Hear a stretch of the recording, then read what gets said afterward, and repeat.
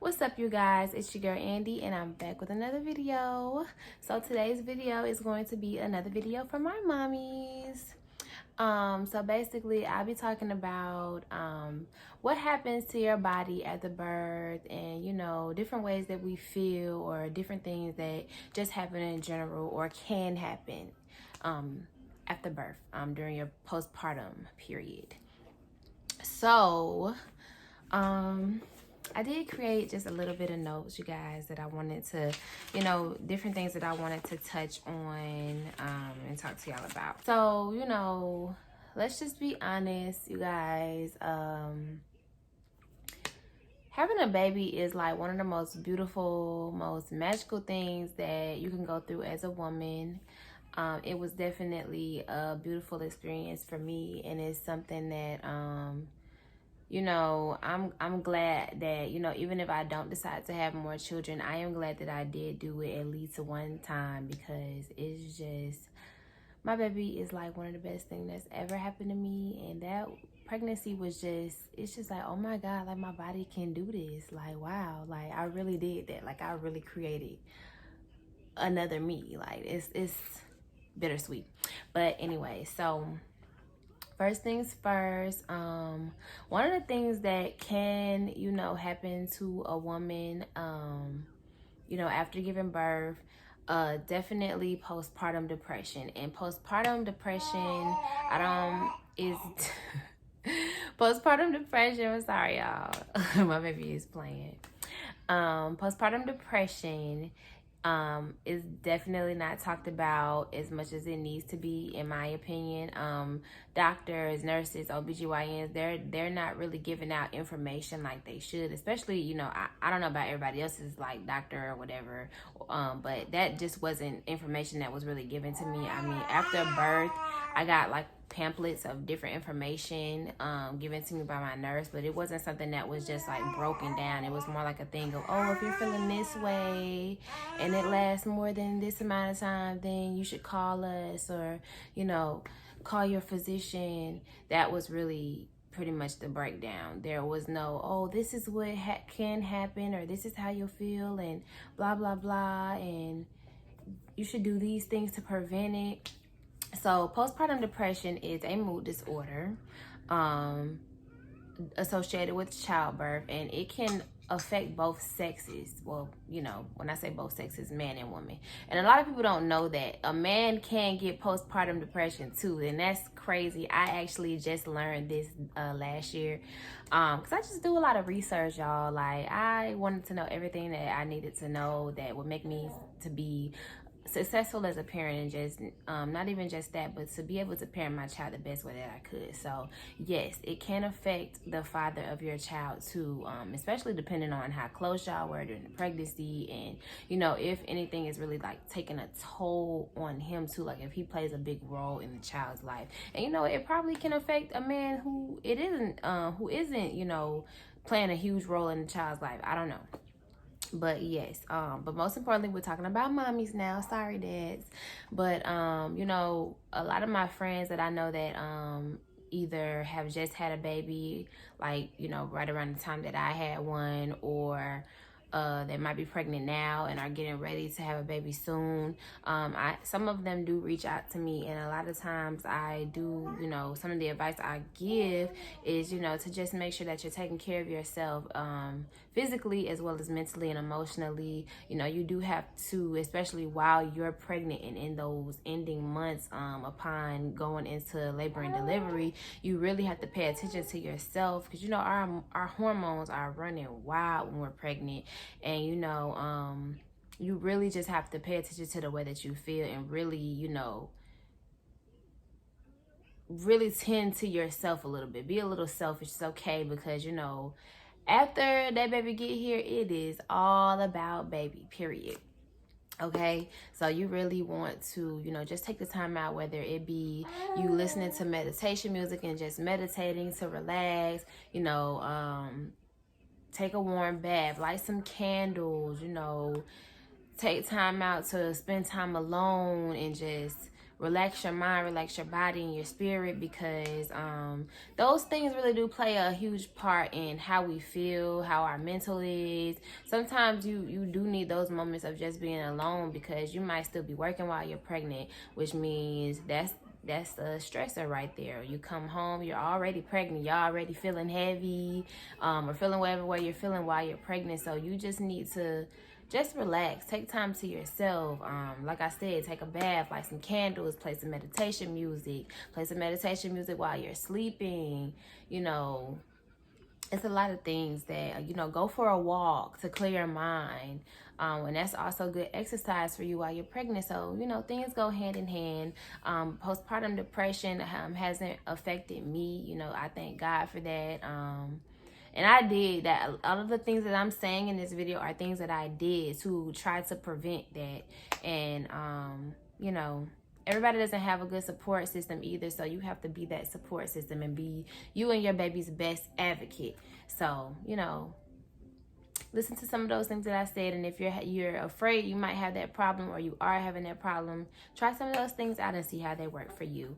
Also, another thing is baby blues. And baby blues is something that I dealt with. Baby blues is basically like crying spells. And this happened to me maybe like my first week coming home.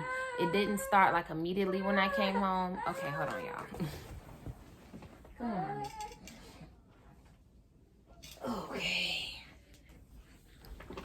on. Okay, mama. Okay. So it didn't start immediately when I first came home. It started maybe like within a week and a couple of days maybe of being home. And hey. So yeah, so it's crying spells, and basically I would just burst into tears for no good reason. Like, and I would not know, what am I crying about? Like I literally didn't know. And this probably went on just for about a week. It didn't go on no longer than a week. And this is something that my baby's pediatrician did actually talk to me about when I went to take her to her first checkup. So, hopefully that's something that will happen for you guys too. If y'all, go to the doctor with your baby for that first week checkup, they should be asking y'all questions about how you're feeling as well. So, yeah, that's basically baby blues. It's just crying spells, or just, feeling away after delivering the baby. And things to look out for in postpartum depression, I believe, are like just irritability, crying spells as well, just like rages of anger, like spurs of anger. It can be a lot of things that vary, just feeling sadness out of nowhere. And that'll go on probably for over 2 weeks. Like, this will be something that's ongoing, and that at that point you should be talking to somebody that you trust, and that you can help you out and comfort you. They do say to talk to your physician, your doctor, talk to them about it, and they'll probably prescribe you depression medicine, which I wouldn't recommend taking. I do recommend always just trying to do everything a natural way. And just, I would say, if you don't have a support system, then yeah, go ahead and talk to your doctor. But definitely take those people around you that really, really love and care for you, and that you can trust if you have them, and try to help them. Try to ask them to help you figure it out. So next, I have hair shedding. Oh my gosh, y'all. I will say, when I got to about month 3, listen, I literally was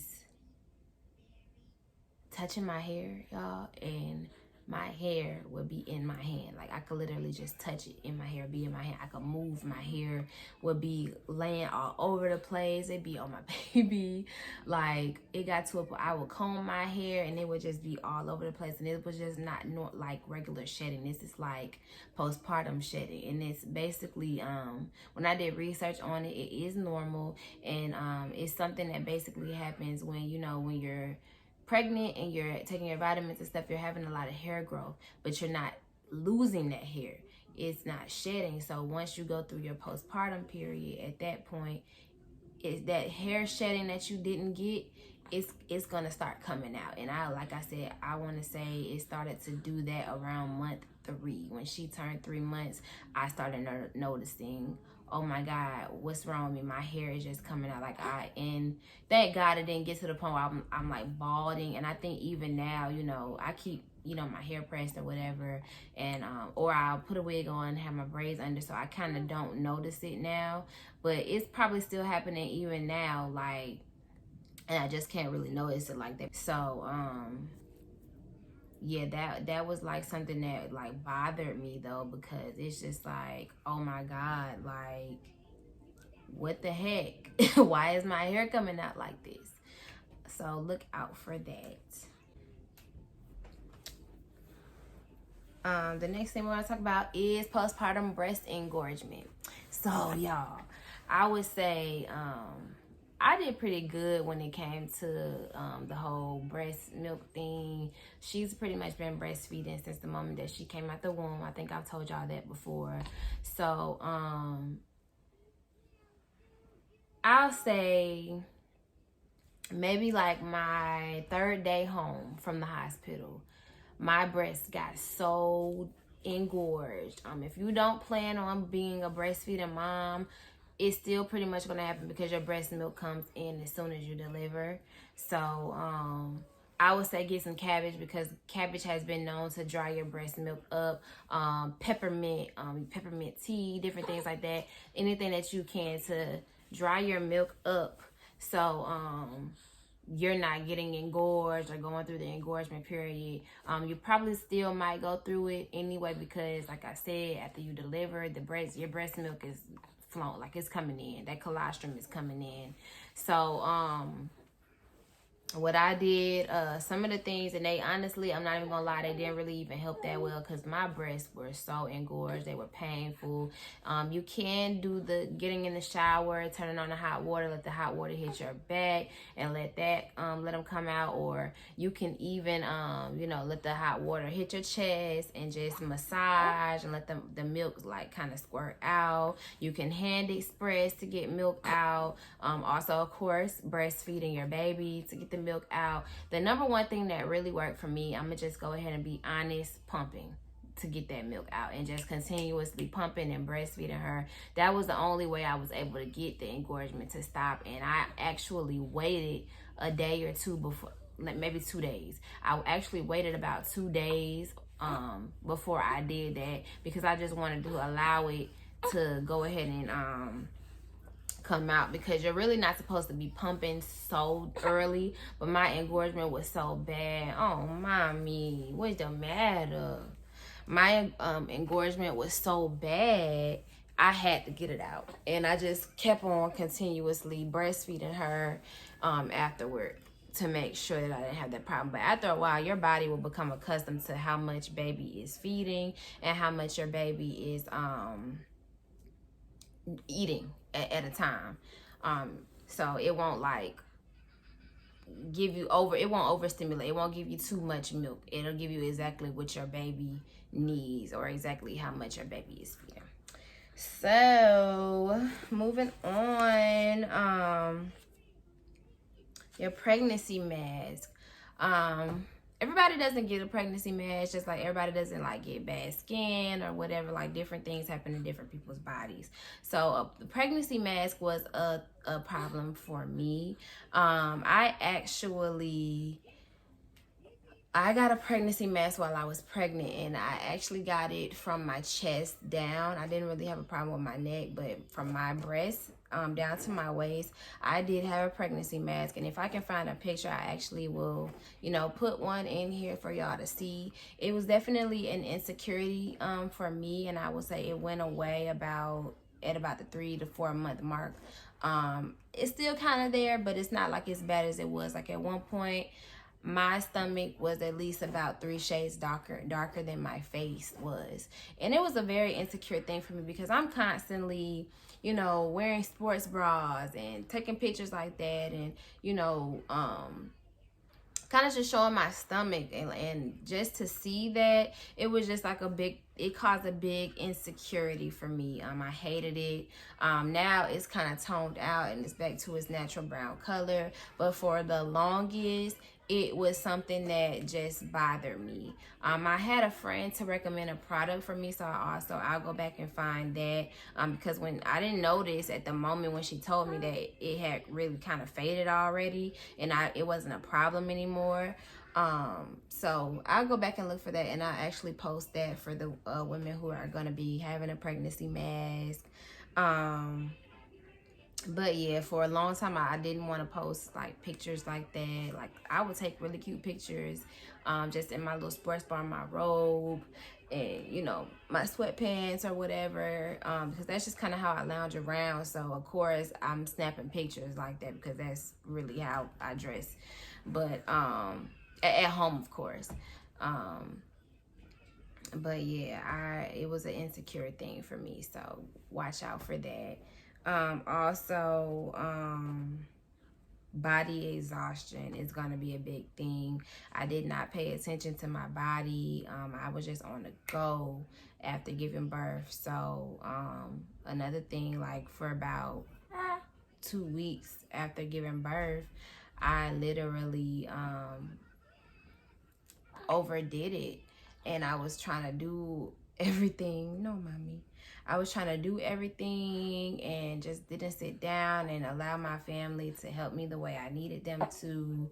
And I ended up giving myself this really, really bad pain in my legs to the point where I could not walk sometimes, like because my legs were hurting so bad. Like if I would stand up in the shower for too long, or if I would just be moving too much, no, mommy, throughout the day, I would have this painful feeling in my legs to the point where I could not walk. Like I had to start, and then even the pain was so bad it even made my blood pressure shoot up, and I was having to elevate my legs. And I would say this was literally like into that first week or into my second week after giving birth. So just make sure that you're, you know, relax in the way you need to, be vocal about your needs, allow your family, your support system, especially your significant other, your baby's father, to help you and do certain things. And you just, you know, as a mom, we want to just do and be running and do for our baby and help our baby. That's, you know, that's like, no, mommy, don't put that in your mouth. And just do for our baby. But we have a support system for a reason, and you have put your body through enough just being pregnant and your organs moving around, and you know, giving birth as well, pushing a whole human being out. So you have to give your body a rest. You know, I didn't have a traumatic experience for my baby. Oh my goodness. I didn't have a traumatic experience giving birth. So, you know, and I also had an epidural, so I had no pain at all. Except for like afterward, I had the pain in my abdomen from my uterus. But other than that, I didn't really experience any bad labor pains after getting my epidural. So, and I pushed her out in like 10 minutes. So I was just on the move. I felt like a new woman. Like I wanted to be cute. I wanted to be moving. You know, after we left the hospital, we went to Cheesecake Factory and got takeout. And then came home. Like I was constantly moving. And yeah, so sleep deprivation. Let me tell y'all, I am sleep deprived now. I am a working mom. I'm a breastfeeding mom. I go to work early in the morning. I have to be at work about 6 o'clock in the morning. I used to have to be there at 5:30, but they switched hours, so now I'm there at 6. And I get off work, come home, clock back in the mommy mode. In between time, I also have to make sure that I'm pumping every at least 4 hours, 4 to 5 hours, to make sure that I don't slow my milk flow down, so my baby gets the milk that she needs, and I can get my supply up in the refrigerator. So I'm constantly just doing and moving and going and working. I feel like I'm working basically all day and all night. I don't get no off days. So literally, y'all, I'm sleep deprived, and honestly, my mom even told me before I had my baby that you're gonna be, if you're nothing else, you're going to be sleep deprived. And I was just like, oh no, I'm good. I'm not gonna be sleep deprived. Whatever. You don't know what you're talking about. I think we're gonna be good. Y'all, listen. If nothing else, you're going to be sleep deprived, because especially, you know, if you're a breastfeeding mom, but just in general, you're gonna be sleep deprived. Because that first month when you come home, it's gonna be super hard, because you're just gonna be getting used to baby's gonna be getting used to you. When that doctor says that your baby is going to be up every 2 hours to eat, believe them, your baby's gonna be up every 2 hours. It's no joke, literally. And for breastfeeding moms, you know, you gotta pump, you gotta clean the pump, you gotta breastfeed, because initially you probably won't be pumping as much. So it's just gonna be a lot. Bottles gotta be clean. Your baby gotta get their diaper changed. They don't like to be wet. It's a lot that comes into being a mama. What's the matter, mommy? What's the matter? Okay. You wanna lay down? Are you tired?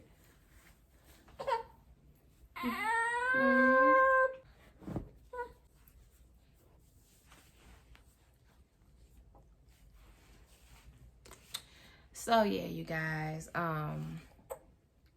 sleep deprivation is definitely gonna be like, shoot, I should have made this that number one for real, because you're gonna be sleep deprived. You're gonna be tired as hell. It's gonna make you irritable.